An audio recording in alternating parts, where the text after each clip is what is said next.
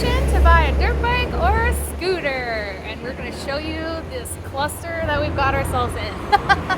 Yeah, it's definitely really difficult to even figure out how to purchase something here in Mexico while not being a resident. Yeah, we have to figure out registration. Can we get a license? Also, the size of the bike is a huge factor of whether or not we can mount it on the front or the back of our van.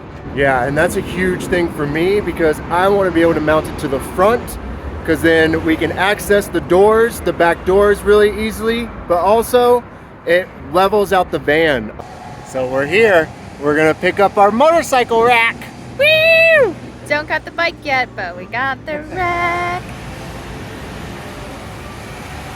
Well, so we got the rack, but we want to put it on the front of the van, so we have to make a new mounting bracket. So we have to come back, and then we'll be ready to go. We can put it in the front, because Jake doesn't want it in the back, and neither do I. It's like stop 7. See if we can't find a light bike to hold our booties.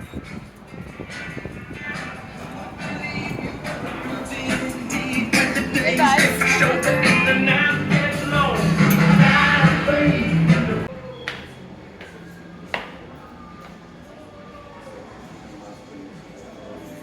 So it has a clutch, so you'll have to learn how to shift. Well, good thing I taught you how to drive a stick shift. Yeah, I can teach you. I can teach you.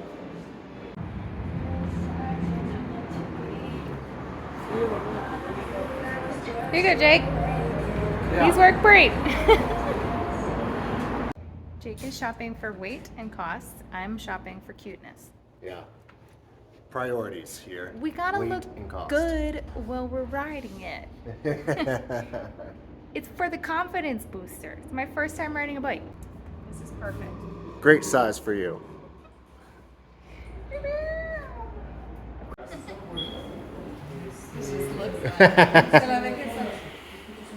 What do you think? I think this looks fun. It's like just slightly too heavy. We are going to go do something really exciting right now. We're going to go buy a little motorbike. Woo! We found the bike. We got a deal. That's so sweet. Yeah, I mean, what? It's like $1,600 for a brand new 150 scooter. Yep. It's called a Trek Hunter. Yep. So I'm super excited. 200 meters. Slight right to stay on Prolongation Technologico. And here we go. We're off to go get a scooter. Scooter gang, scooter gang, scooter gang. Thank God we went online and online shopped to see what the price was, and we found it in Mexico City, 2 hours away, for 10,000 less pesos. So they cut us a deal, and we're getting the same price in Querétaro. Stay on Prolongation. The original, and this is a copy, and this is for you. This is the guarantee period. So let me check about your invoice. Just give me a second.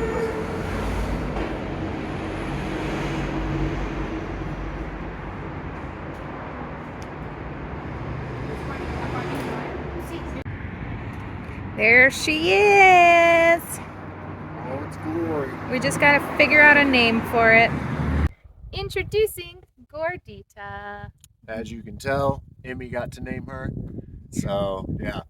But truth be told, this thing has been like a bit of a life changer for sure. Yeah, it's been amazing. We've already used it so much since we've got it. Yeah. It allows us to camp out in really remote locations like the one that we're at now and still bop into the town or whatever to get groceries or little knickknacks and so on and so forth. It's really, really great for that, for sure. Yeah, we can basically go anywhere, anytime we want. In addition to that, it's also a big safety thing.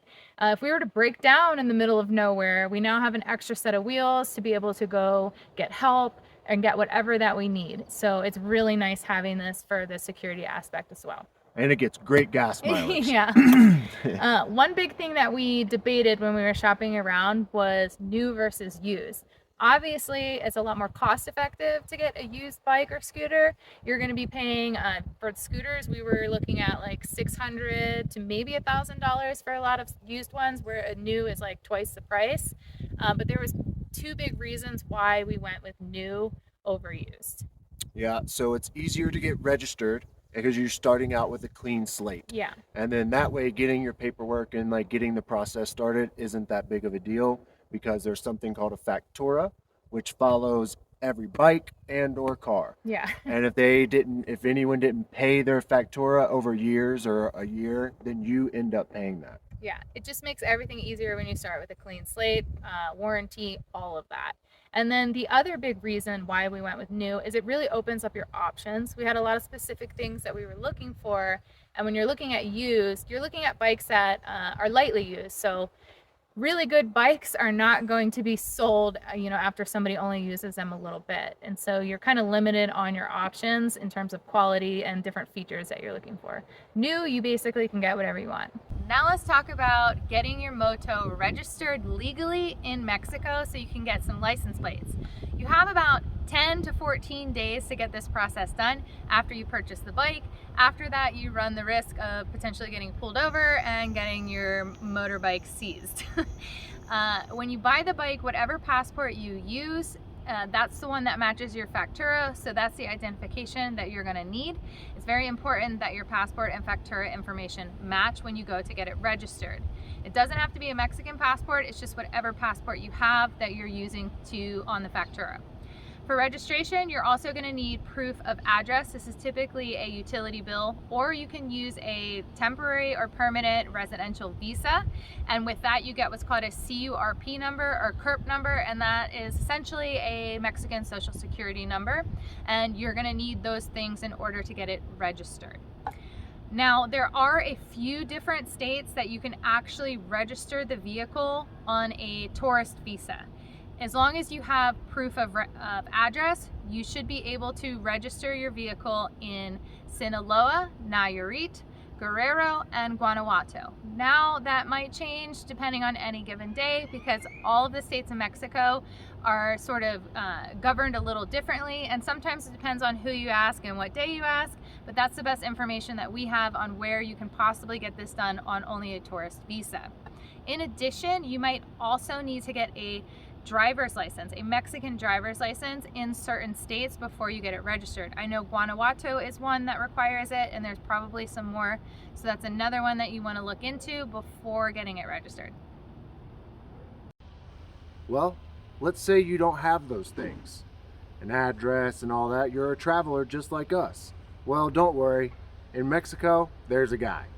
And in this case, his name is Pat's Plates. You can find him on Facebook. We'll link him below, all that fun jazz.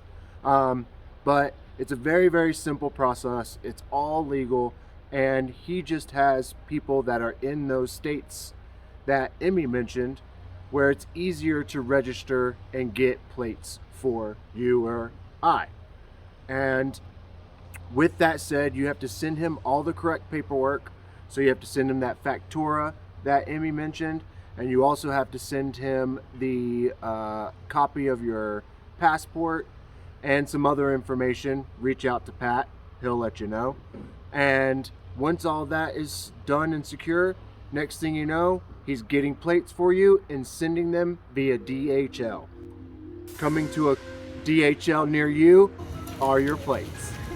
So when that's all secured and you get your plates, make sure you get a helmet, because that is required here in Mexico. Almost learned the tough lesson on that one. All right, thank you for watching. Hopefully this was an informative video. Yeah, I'm sure there's many more lessons we're going to learn as we cross many borders on our way down to Patagonia with a United States vehicle and a Mexican registered scooter. So follow along and see how all that goes. Yeah, definitely. Well, we'll see you on the next one. Peace out.